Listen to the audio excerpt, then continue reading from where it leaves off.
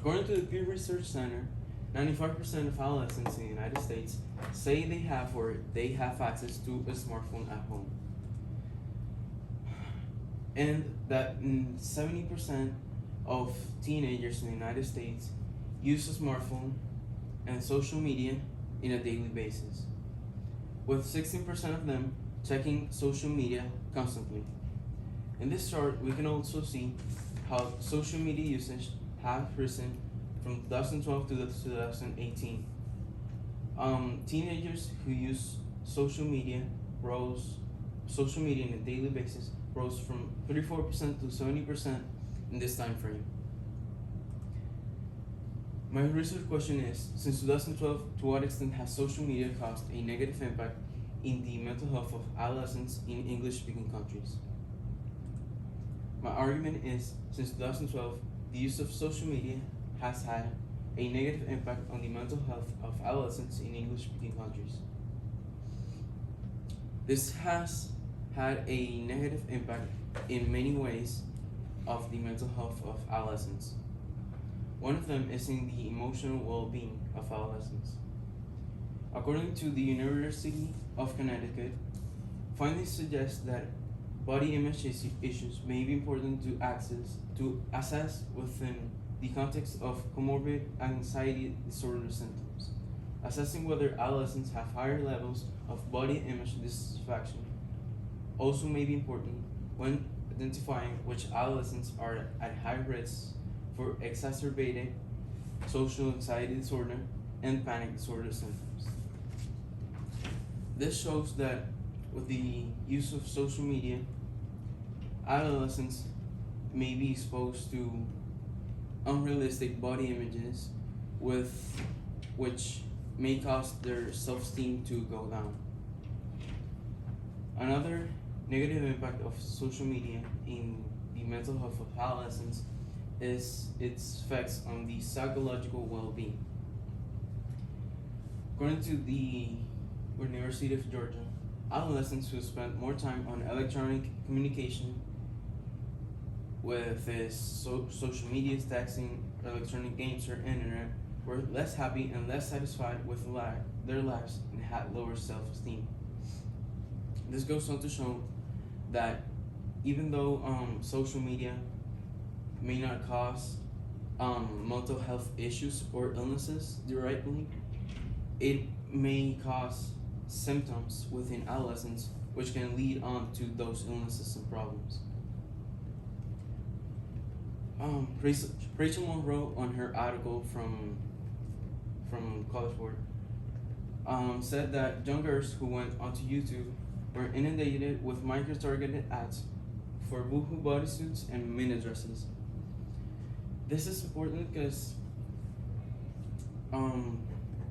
targeted ads may harass in a way teenagers. This especially affects female adolescents because they often have certain goals according to their body images, which they cannot really accomplish. An example of this is a California teenager who had a internal organ problem, and her body did not produce sufficient estrogen, which made her body look not as good as other girls. And social media just kept on advertising her with body images that were not realistic for her. This made her fall into depression. According to this chart, we can see here how with the adoption of smartphone usage and as the usage of time of internet went up, the psychological well-being of adolescents went down. This came all the way from the years 2006 to 2016, as well as the unemployment rates were low too, because adolescents wanted to buy things they couldn't acquire, right? So they needed that money to buy things. Another negative impact of social media is cyberbullying. According to Elizabeth Stacy, social networking sites and synchronous chat sites were found to be the places where cyberbullying most commonly occurred.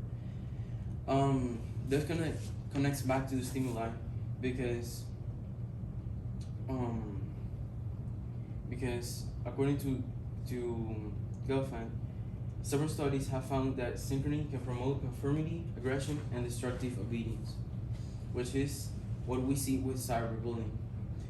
Teenagers team up against other teenagers who they see are less capable of them in some areas, and then continue just to harass them through the use of social media.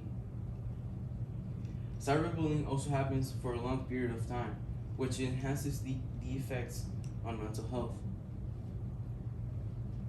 According to Larinaga, research has also proven that victims of cyberbullying, in comparison to the victims of traditional bullying, show higher levels of mental health problems and issues like depression, anxiety, and loneliness. No, my bad. In contrast to this, the use of social media can provide a wide range of benefits to adolescents, which include enhanced peer relationships, opportunities to affiliate with less accessible groups, and increased occasions for self-disclosure. This means that normally adolescents will not talk to people outside their friend group, when in social media they can easily talk to them and make friends who are not necessarily in the same group as they are. This is a positive effect because they can have a more a wider cultural associations with people. The solutions to the negative impact of social media on mental health include incorporating AI to stop cyberbullying. AI is artificial intelligence, and using advertisement to promote a mindful use of social media. However, this comes with its limitations. And social media is a vast space, so it will take a lot of resources to be able to monitor all of it. It will also lower the profit margins of social media companies and make them lose users because people like their freedom of speech, right? They don't like to know that they are being watched by these companies. And someone will have to pay for running the ads, as well as there is a lack of public interest in this topic. Here's my website. Any questions? I do have 2 questions for you. First up, what evidence did you gather that you didn't use, and then why didn't you use it?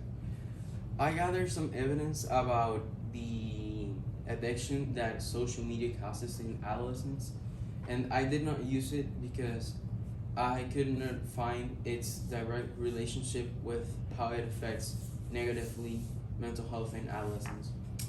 Okay, and if you had more time, what additional research would you have concluded? I would like to have done more research on cyberbullying because I can see from the research I did that it's a really important issue for many teenagers.